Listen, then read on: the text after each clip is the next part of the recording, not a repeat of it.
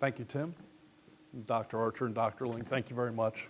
Pleasure to be here. It's an honor to be here. And never thought when I was in school in the 70s, I graduated in 77, that I might actually be in front of a classroom doing something like this. So it's quite an honor. So I graduated in 77. I have a Bachelor of Science in Business Administration. I was an accounting major. Seemed like a good thing to major in at the time. I didn't know really what I wanted to be. I wanted to be a businessman. And accounting seemed like it would give me the broadest perspective, and it did. I grinded my way through the program. It was tough, but made it and got out. And I moved from Miami to Atlanta and got a job in public accounting where I was on the audit trail and audited a lot of financial institutions, some manufacturing facilities. And what was neat about it was that, you know, I think it's all about building a good foundation, a good place to start your career. And what was really neat about this was, you know, I would go into these banks. A lot of them were small banks around the Southeast, around Georgia and Florida, Carolinas, and so forth. And we'd do these audits, and at the end of the audit, you know, I was a junior guy, but still at the end of the audit, I got invited to sit down with the president, typically with the president of the bank, and go over what we found.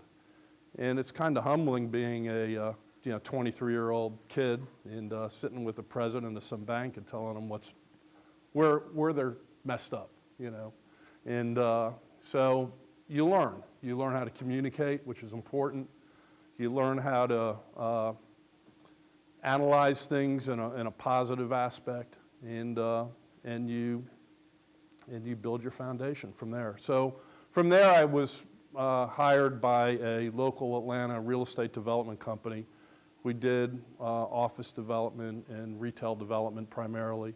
I was an accountant. I did financial reporting for projects that they owned, and it was interesting. Some of them were complicated, multiple buildings or multiple types of product lines in them, might have retail and office. And I was fortunate enough to have a great mentor there, which is important, and that helped me understand what commercial real estate was all about. And I did that for a period of time, left them, went to another company, Cousins Properties, essentially. Was a senior vice president there, oversaw their entire retail portfolio, and got into some retail development with them also. Had a very institutional approach to development and ownership, and again had a mentor that taught me a lot, and began to really gain a tremendous amount of confidence, enough that I figured I needed to go out on my own and do something. So I left Cousins, got into the brokerage business. And brokerage, if you don't know, is to eat what you kill. You don't get a paycheck every couple of weeks. If you produce, you get paid. And that was actually a liberating experience, because it really forced me to be creative. And it was at a time in my life where I had 2 kids, and they were hungry. And so, I learned how to serve multiple bosses, multiple clients, and it was a very rewarding experience. And I really learned a lot from that. And I was working mostly in the capital markets, doing debt and equity placement for real estate developments and acquisitions. Did some investment sales work. I was moving though, although I was moving further and further away from retail, because I was working on some retail, working on some office, working on some multifamily, and it was all good, but I really liked retail. And the shopping center group asked me to join them in 2006 to help build their landlord services platform, which landlord services is property management, leasing, investment sales, consulting. And they had a good platform. They just wanted to try to ramp it up, expand it throughout the footprint. I'll tell you a little bit about the shopping center group in a minute. And so I joined them in 2006. In 2000, and I don't even know now, 9 I think it was, they promoted me to the chief operating officer. So I do less and less landlord services now, and more refereeing disputes and talking to lawyers and stuff, but running the company, and it's actually been a great experience.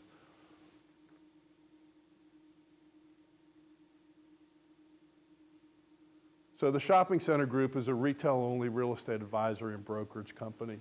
We're based in Atlanta, but we have 21 offices in the eastern United States. We exclusively represent over 300 retailers or restaurants in one or all of the markets we do business in. So when we talk about representing retailers and restaurants or tenants, we're talking about finding venues for them, finding locations for them where we believe they'll be successful. And actually, it's a little bit more strategic than that. Oftentimes, a retailer enters a market and they don't know very much about it. They just know they want to grow into Charlotte or grow into Norfolk or Orlando. And they engage us to put together their strategy, their overall strategy for store placement. And then we do that with their assistance. And once the strategy is in place, we go out and try to execute. And we've been doing this for 30 years. We actually started as a tenant rep company. Our first client was the Home Depot, so we had a pretty good client to run with. But it's complicated, but it's extremely interesting, and it can be extremely rewarding. We're also the leasing advisor or leasing agent for over 55 million square feet of shopping center space or freestanding retail space. We're property managers for approximately 10 million square feet. And we do investment sales and capital markets work that total about $300 million a year. Hopefully that's increasing now. You know, we went from basically zero in 2009, and now we're back up to 300 million. And so we're getting close to our historical high.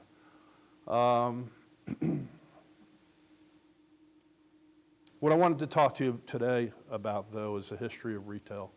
And we'll talk about that, and we'll talk about some thoughts on where things are heading going forward. Oops.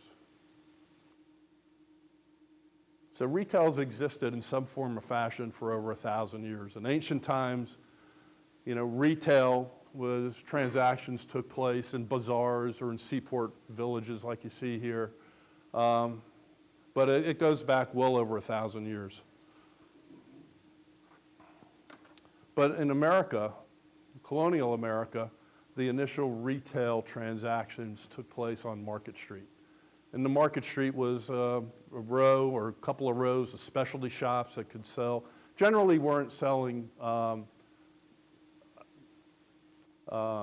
groceries, let's say, but were selling everything. But a lot of people grew their own food back then, but sold everything else. It might sell dry goods or coffee beans or spices, sold thread and material, could sell guns and ammunition, hardware, anything that people needed to make their lives better. So Market Street still exists today. You go to a lot of places, and there's Market Street, and that's probably probably grew out of something that was there, maybe going back even to colonial times, depending on where you're at. In the rural areas, though, there was very little retail, and generally it took place in a general store, and the general store had everything. All in one small venue. It even oftentimes included a post office. And when postal delivery, and this is important, got to the rural areas, it opened up a new world for these customers and these residents that lived out in the rural areas that otherwise was very difficult for them to communicate. And then again, without the general store as a whole, it was very difficult for them to buy needed goods. They had to go back into town to Market Street to do it. In the mid to late 1800s, general stores and dry goods stores in the cities adopted a more European model. And that was the development. They became department stores. And department stores were general stores that were divided into specific merchandising departments and added things that weren't there before, like fashion and jewelry and things like that. So they became a little bit more dynamic and a little bit more of a shopping experience rather than just buying what people needed. Here's some examples of some early department stores. Macy's, you all have heard of, that's the original Macy's location, still there on 34th Street. Marshall Field's in Chicago, and Hudson's department store, which doesn't really exist in that format today, but that was one of the early department stores, and they were out of Detroit, Michigan.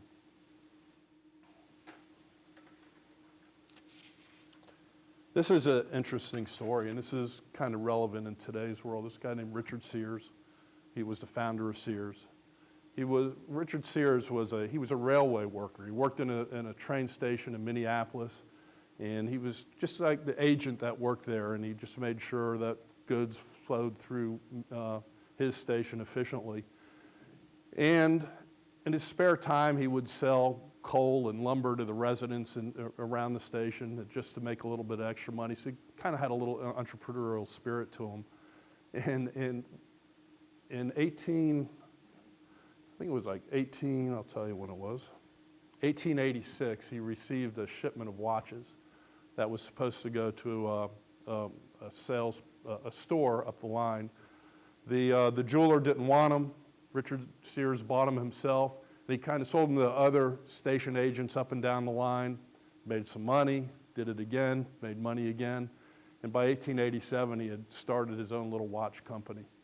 And then moved it from Minneapolis to Chicago, put out an ad, a guy named Alvin Roebuck answered it. Alvin Roebuck was a watchmaker.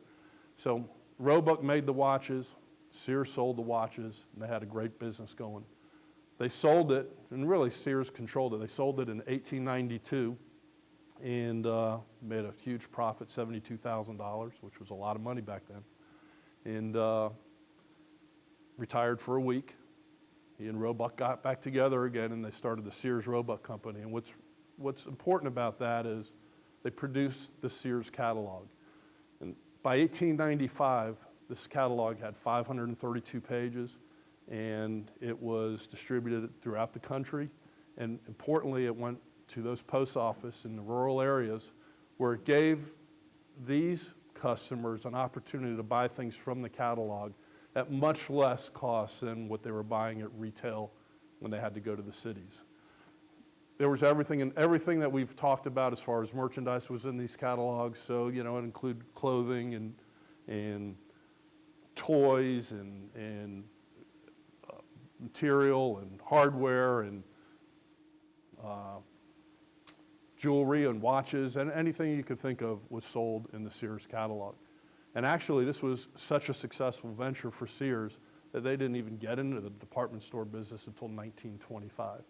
But I ask you, does this remind you of anything? Is this kind of the precursor to internet sales today? Was Sears over 100 years ahead of his time?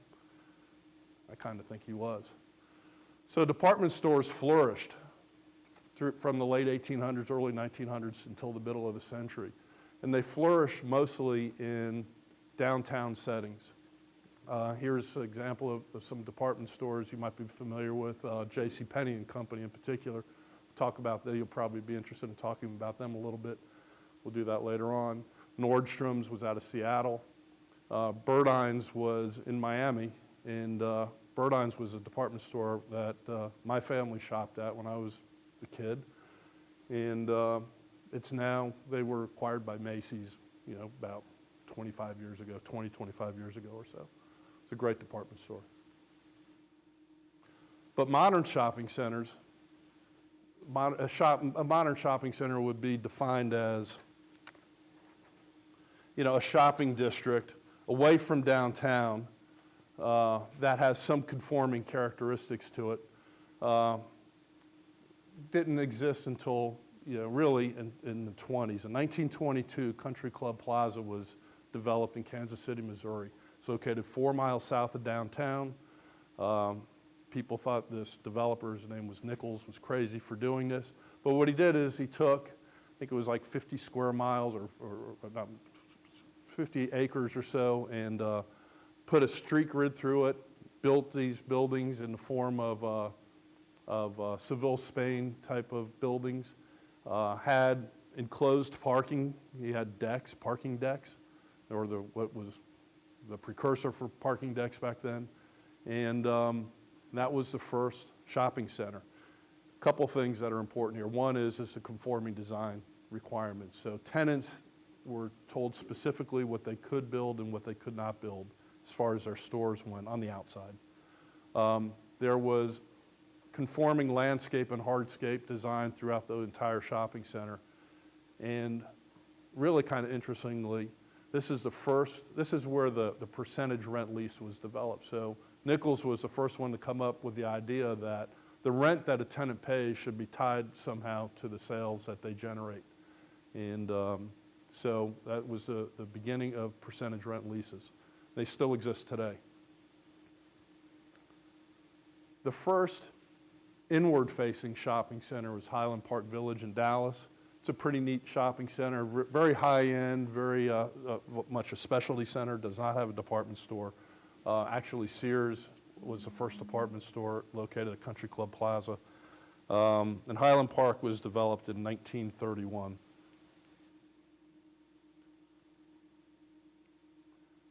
After World War II, there was a real flight to the suburbs for a variety of reasons. Population was booming. Men were coming home from the war. They were getting married, forming families. The government was building roadways out to the suburbs. They were incentivizing people to invest in housing out there. So housing development began and really took off in suburban areas. It was a way to really, for a young family to buy something affordable, own it. They got tax breaks for their ownership.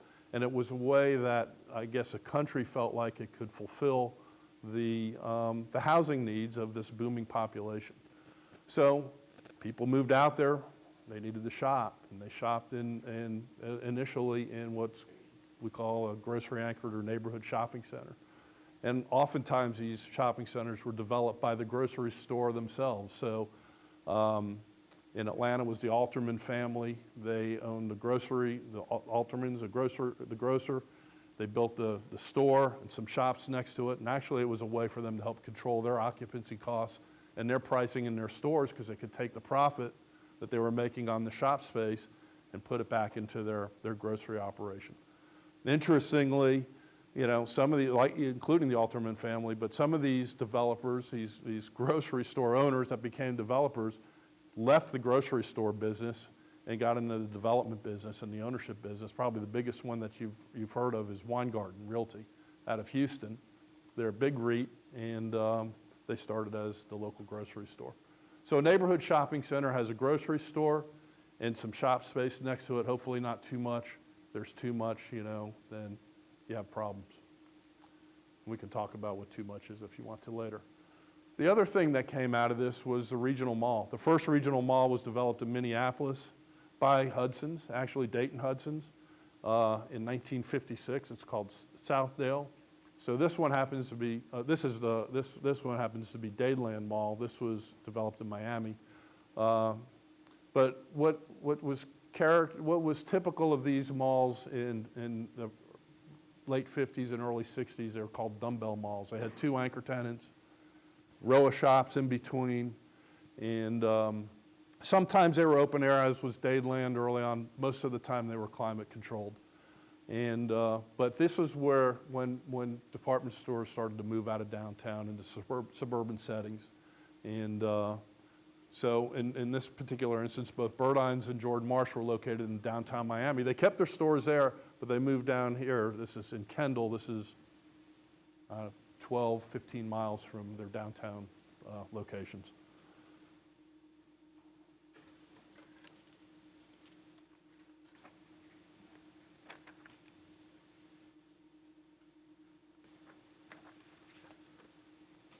In the 1970s, there was a bit of an economic crisis. Oil prices were escalating. You know, there was actually, you had to stand in line. There was actually gas rationing back then for your cars. There was, due to an oil embargo, there was pretty high interest rates, there was rising unemployment, and it kind of fed the need for certain retailers to be created and to expand. The ones that expanded were the likes of the Kmarts and the Walmarts and the Targets. All three of those had their genesis in the early 60s. I think they all actually started in like 1962. But the 70s was an important time for these concepts. It was also the beginning of the creation of membership warehouses and other off-price and discount retailers. And these retailers could not exist. They couldn't survive. They couldn't pay the costs that it took to operate in regional malls. So it led to the creation of the community shopping center. So typical community shopping center would have hopefully a grocery store, because that's the draw that gets you there once a week at least or more. And it might have one of these discount department stores like a Kmart, or some of the other off-price offerings like the catalog showrooms and the membership warehouses and so forth. If a neighborhood center draws from 3 miles, a community center draws from 5 miles. And could have, and since it's bigger, has a couple anchors, could support more shop space. This happens to be a shopping center in suburban Atlanta. It's anchored by Kroger and Kmart, and it is the prototypical community shopping center. One other thing that came out of the 70s and going into the early 80s was the creation of the category killer. Category killers are tenants like Best Buy and Circuit City, now H.H. Gregg, and the big bookstores and the Staples and Office Depots and the sports authorities. A tenant that specializes in one specific category, and Toys R Us, and just knocks it out of the park. And they boomed in the 80s and into the 90s. And it led to the creation of the Power Center. So the Power Center is kind of like a community center on steroids. It might have 4, 5, 6, or 10 of these category killers and off-price retailers and discount department stores, and even more shops, and it can draw from an even greater region. It could draw from 7 to 10 miles. And then the super regional mall just was the evolution of the regional mall, grew to the super regional mall. This happens to be a mall, and biggest mall in the U.S. In Minneapolis, called Mall of the Americas. I think it's about 4 million square feet now. I don't know how many anchors it has, maybe 10. And it has a huge entertainment component to it. It's on multiple levels. And it's a pretty amazing place when you go there, and just bring a lot of money.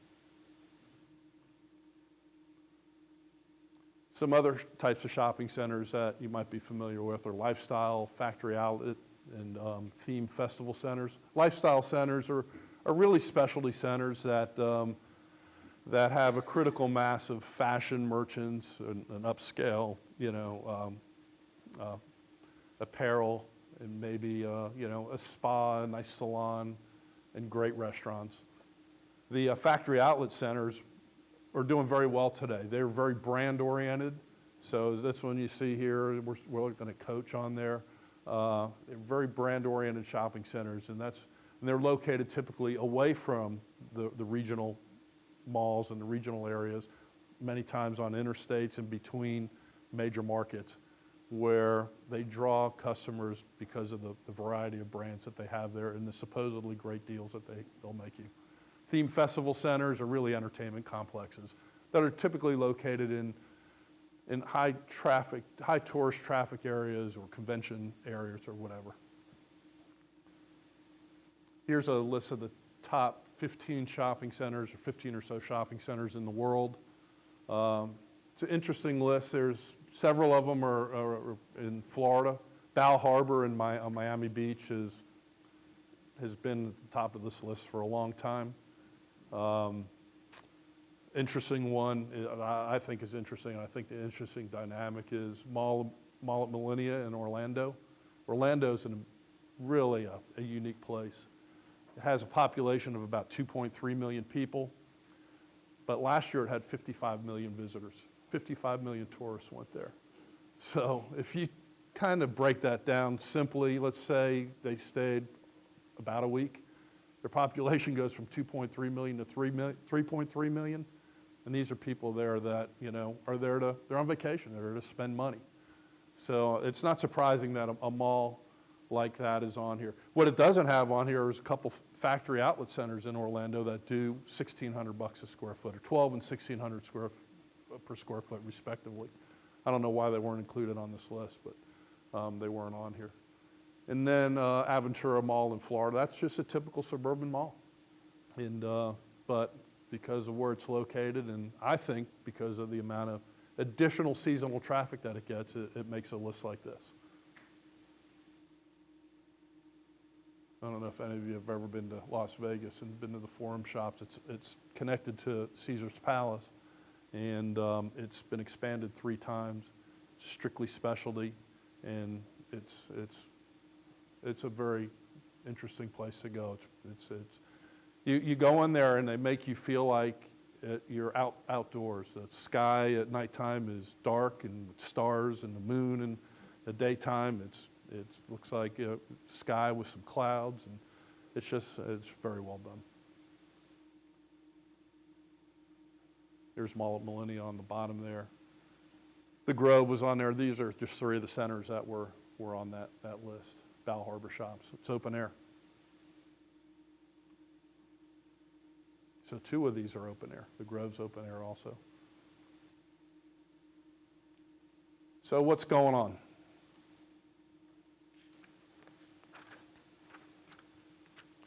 Last year in 2012, there was $225 billion in e-commerce sales. Now, it's a big number, but as a percentage of total retail sales, it was a little over 5%, but it's growing. In 2011, it was $194 billion. So you had a 15.8% increase in 2012. And in 2002, it was $45 billion. So you have over a 5 times greater, or about a 5 times greater amount of sales e-commerce in 2012 than you had 10 years earlier. So something's going on. And this is kind of where I was getting at with the Sears catalog. This is Amazon, and I think that's an Amazon warehouse in the picture. But is it similar? Was Sears really way ahead of his time and Jeff Bezos just stole his idea?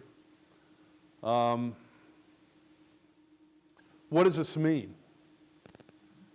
In my opinion, it means that retailers need to evolve. They need to evolve to include e-commerce in their overall sales strategy. But it doesn't mean that, as some people have speculated, that shopping centers are going to go away, that they're obsolete and don't invest in them. People like to shop. Retail is not about buying something; it's about the experience. And a lot of times you go shopping and you don't buy anything, but you still might have enjoyed the experience. And I think my wife does a lot. It's going to become about brand loyalty. And here's some popular brands on here that what I believe that retailers are really going to focus on. It's going to be about promoting their brand. It's not going to matter to them where the sale takes place. You can buy it on your internet, on your cell phone, in a pop-up store that might be there for a week or a month or 2. But they just want to make the sale. So they have to convince you that they're the best brand, and they want to convince you to be loyal to their brand. And that's what they're working on. I've included 2 on here, JCPenney and Sears, because they're up in the air right now. I think Sears is trying to figure out what it is. Actually, I think they know what they are, that they're really a real estate company. They own and control a tremendous amount of real estate around the country. They just have to figure out how to deal with it. They own some incredible brands themselves. Sears owns Land's End. They own Die Hard. They own 20 brands. Kenmore, I think, which is the most popular brand there is that sells appliances. They just have to figure it out. And a lot of people think that they're just going out of business slowly. I think they'll eventually figure it out. They have too many assets. JCP may be another story. have this new CEO. He's from Apple, very creative guy. He actually came up with some pretty interesting ideas.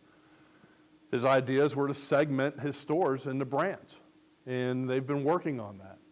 But as they've been working on it, they've been depleting their cash position they're almost out of money. And one other thing that they did was they wanted to have one-time, everyday pricing.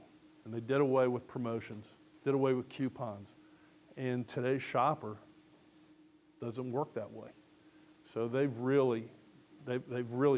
took it on the chin in 2012. They've now brought back sales and coupons. They're trying to figure it out.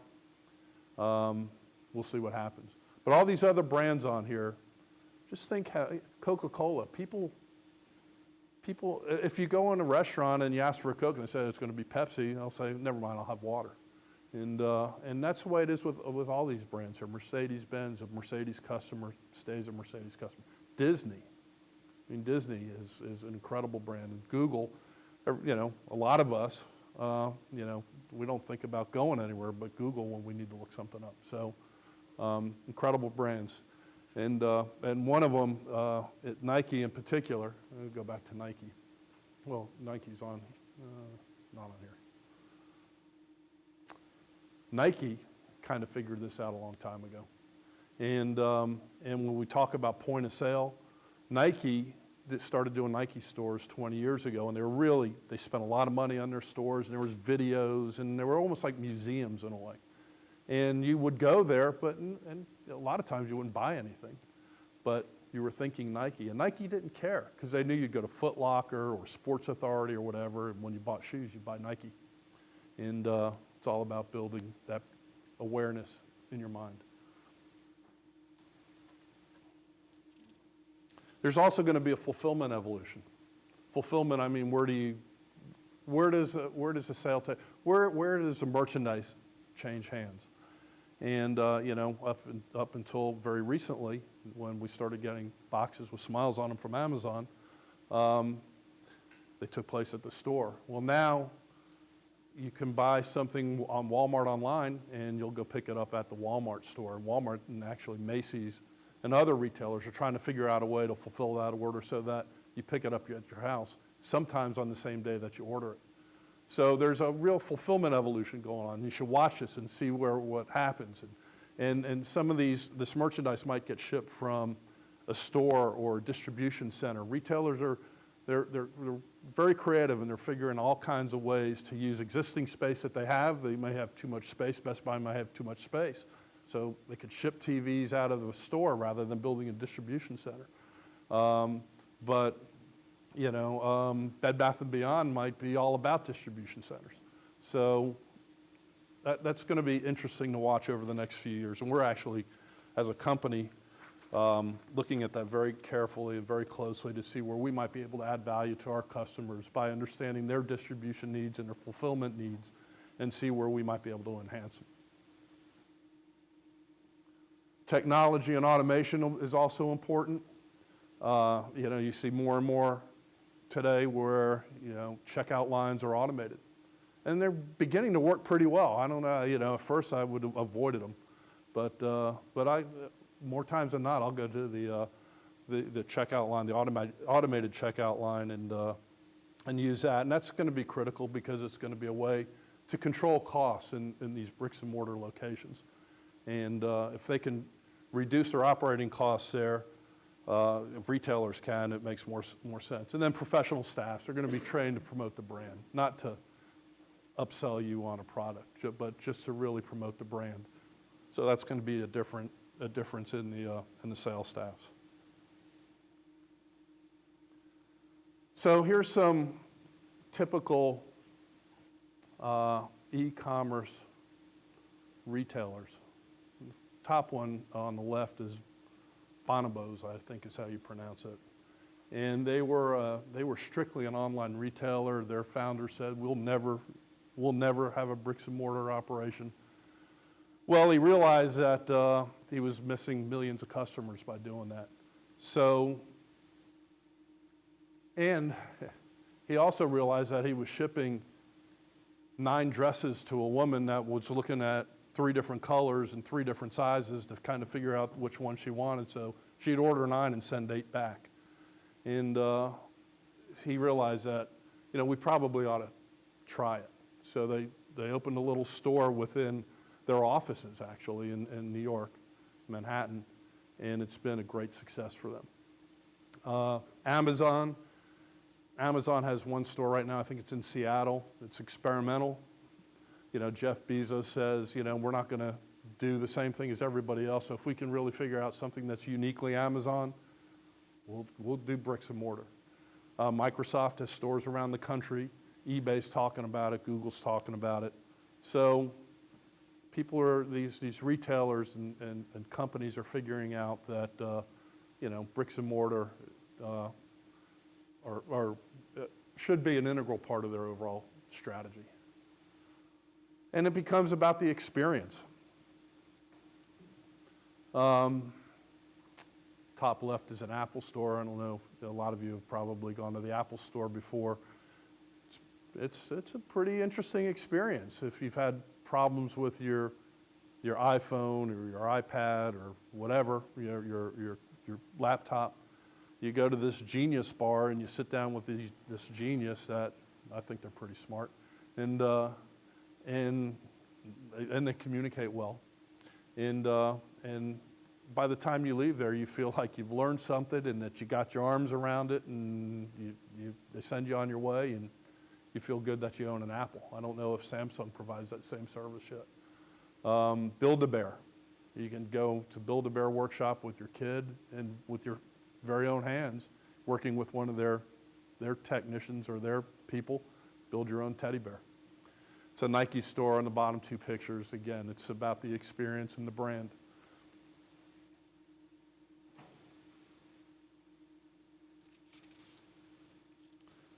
So what are retailers doing to build brand awareness? They're making it about the experience. Experiential marketing allows a customer to engage and interact with brands. So personal experiences help people connect to a brand and make intelligent, informed purchasing decisions. The term experiential marketing refers to actual customer experiences with the brand or the product that drive sales and increase the brand image and awareness. It's the difference between telling people what they should buy and the people actually experiencing it. And so I think you're going to see that, well, this is already happening in retailers, and it's happening in shopping centers also. Here's an example of 3 organic experience shopping centers. I think that it's about the experience. Lincoln Road in Miami Beach. It's been there for a long time. It was there when I was a little boy, and it really wasn't much of an experience back then, but over the years it's evolved, and it's one of the most desirable retail venues in the world now. 3rd Street Promenade in Santa Monica is the same thing, and 5th Avenue in New York, of course, is that way. And here's something a little bit more modern and a little bit more contrived, but it's very well done. This is Santana Row in San Jose, and this is a shopping center that you just want to be at. It feels good to be there. They figured out ways to keep you on the site using landscapes and hardscapes and little venues that you can go in to grab a cup of coffee or a drink, and entertainment on the street, and it's very well done, and it's very successful. And I believe you're going to be seeing this occur more and more.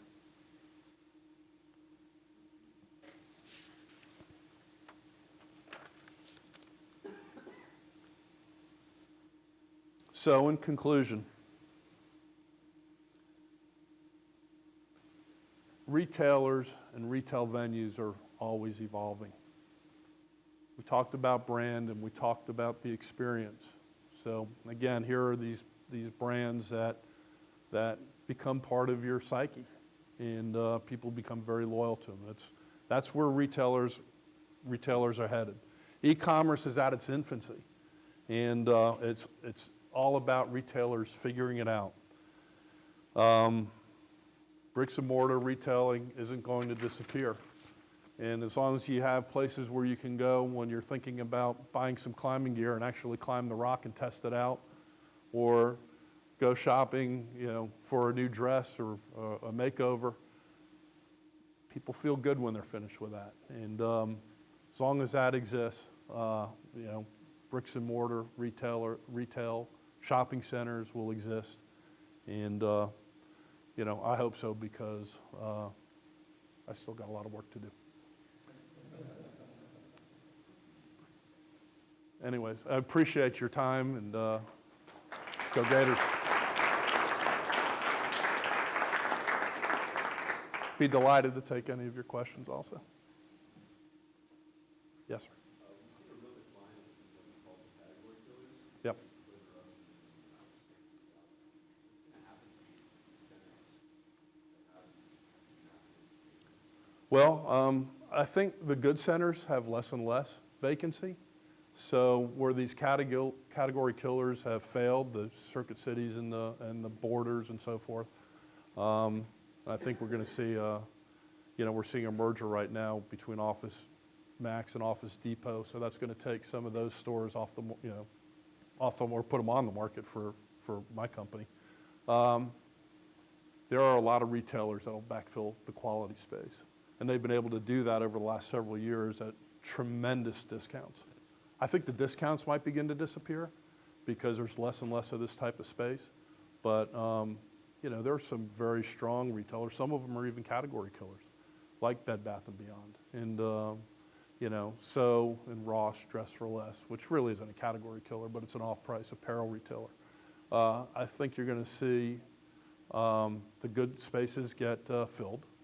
And the bad spaces might sit around for a while, or they might become something other than retail. Yes. Across the country, there's a lot of dead shopping malls where people don't get traffic. Hopefully the bulldozer will come out and knock them down because they're really having an impact on rental rates on good shopping centers, on quality shopping centers.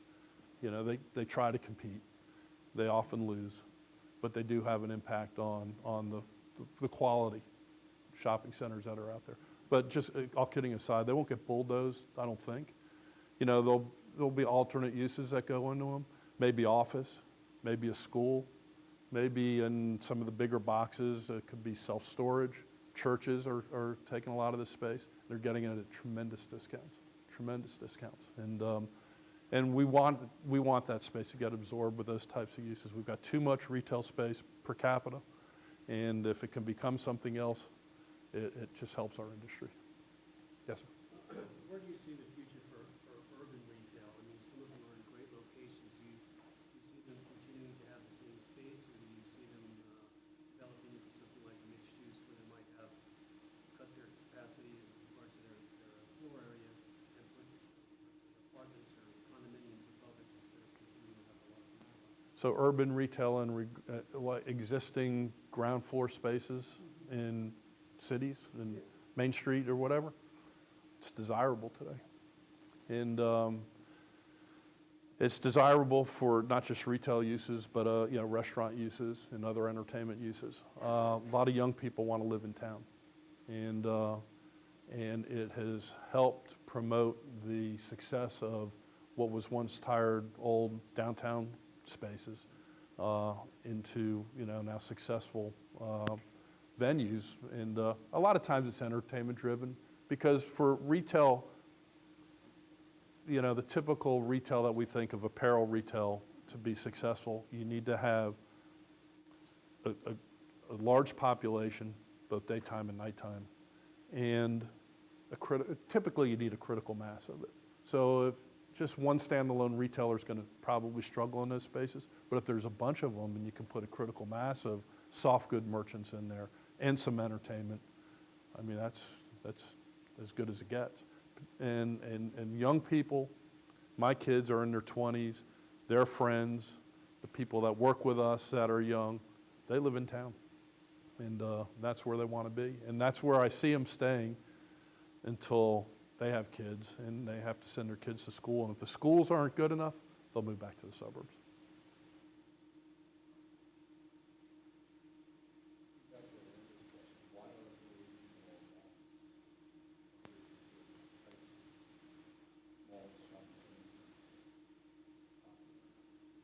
Some enclose malls are dying because their customer moved away.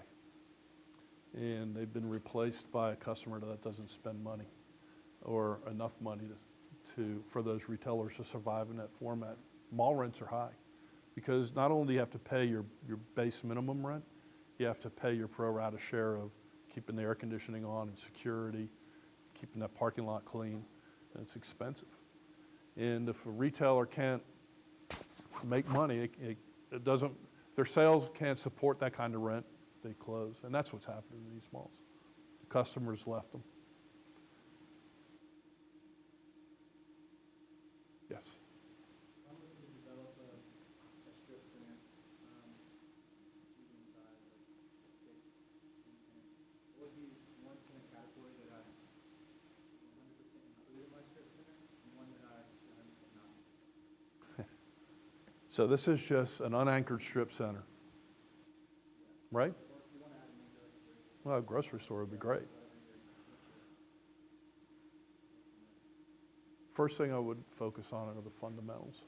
So if you're going to build one of these smaller shopping centers that doesn't have an anchor, it's got to have some other things going for it. It's got to have tremendous visibility. It's got to have great access. Can't be mid-block. If it has a light, it's even better. Light can be on the corner and your access can work, interact with that light. It has to have great parking, adequate parking right in front, so that you can see it. So perpendicular to the road doesn't work, two-story doesn't work, parking on the side doesn't work. So you got to get those fundamentals right first. If you get those fundamentals right, you can do a lot of things. I don't know, one thing you wouldn't want to do would be something obnoxious. So you might not want a pool hall, but you might want a nice restaurant. I think you would want a nice restaurant.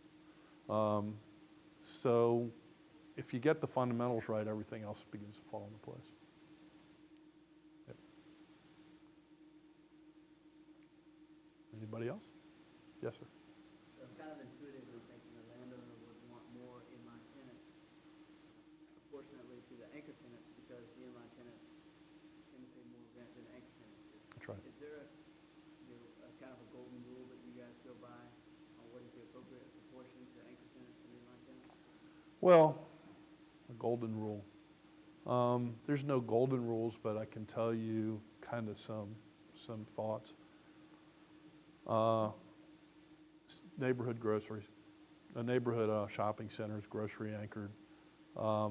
It's really serving a smaller number of people, and the traffic in that center is being driven by the grocery store. So if you have, let's say in Florida, if you have a Publix, Publix might be doing $500 a square foot or more, versus I don't want to pick on them, but let's say Winn-Dixie. Winn-Dixie might be doing $300 a square foot. So which one's getting more traffic? So the Publix is. So you could have more additional space, most likely, in a center that's anchored by Publix than you could with Winn-Dixie. Now, you see a lot of these developments.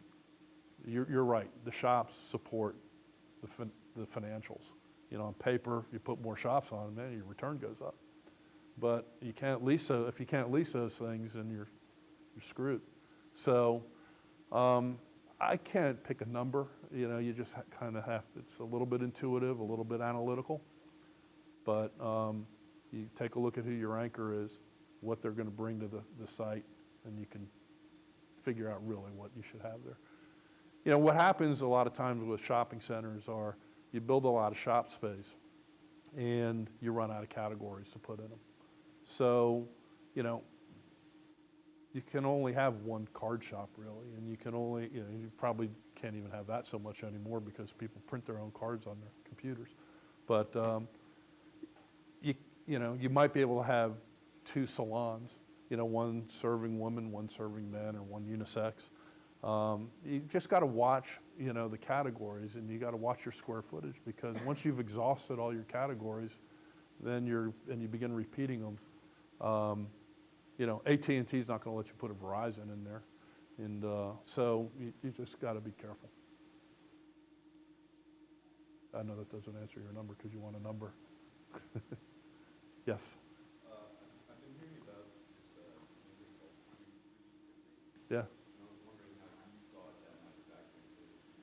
Is it real?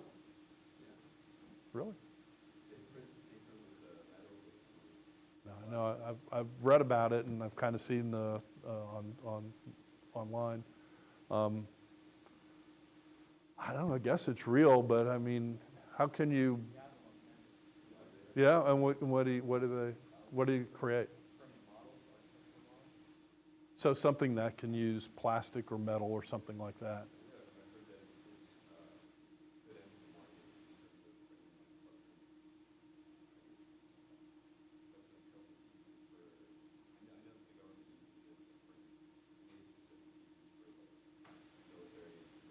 Yeah.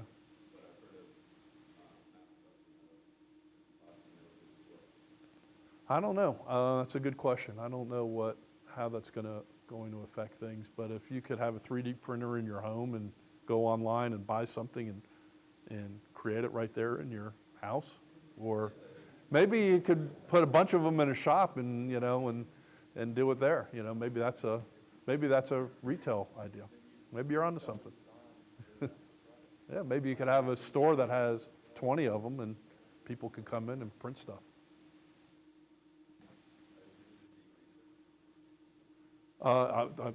It is being researched, and you said that there's one here. This is a research institution, so obviously they're researching it, and I have seen it, and they were talking about the video I saw.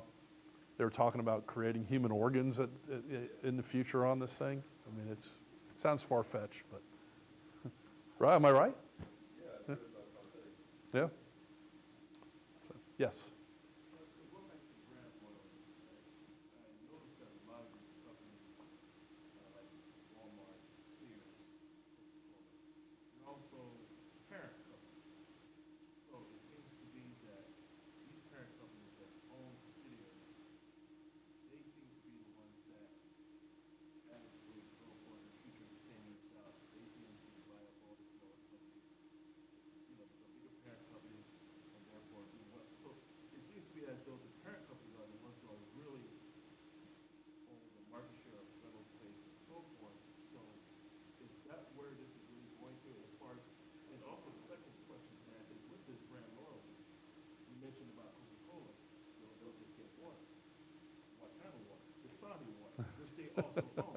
That's good.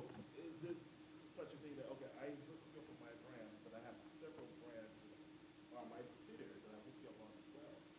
So I'm really hedging my bets. Well, I don't. You're not wrong. And brand, companies like Sears. Well, Sears is a great example. They were a dominant retailer in their day, and they're not anymore. Something happened, right? Something happened where somebody took away their market share. So that could happen to Walmart. Right now they're the leader, but somewhere they could make a mistake. Something will happen, or people will just change, and the traditional department store got really hurt by specialty shoppers and specialty shopping stores. So maybe there'll be specialty stores that cater to the typical Walmart shopper someday. So I just think that you have your day in the sun, and but it doesn't last forever. It's my opinion. I did have another question too regarding lifestyle shops.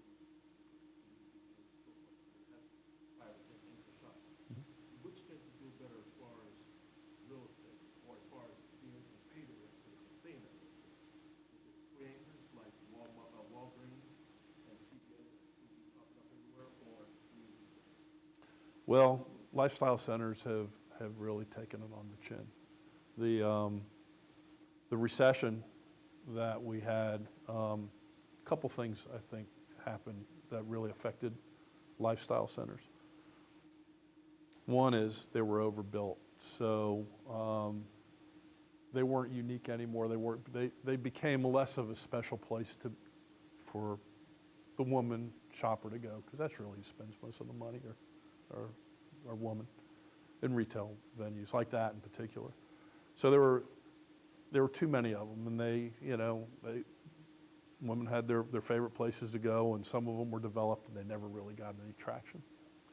The other thing that happened is that demographic that really liked lifestyle centers, well, they were being developed over the last 15 plus years. They grew up, and their children grew up, and they had less of a need to buy as much. And so now we're waiting for that next generation to come up and see what their shopping habits are. So lifestyle centers have really taken on its chin. The good ones are doing really well, and the ones that were just kind of average are maybe a little bit below average right now. And some of them have been re-merchandised. We're working on a project in Louisville now, or I hope that to be, that was the prototypical lifestyle shopping center. And it's going through a little re-merchandising transformation and maybe a little less upscale, something that meets the today's market. And so they'll evolve. The good ones will evolve, and the really good ones will continue to be successful. Good question. Anybody else? Yes, sir. Yeah.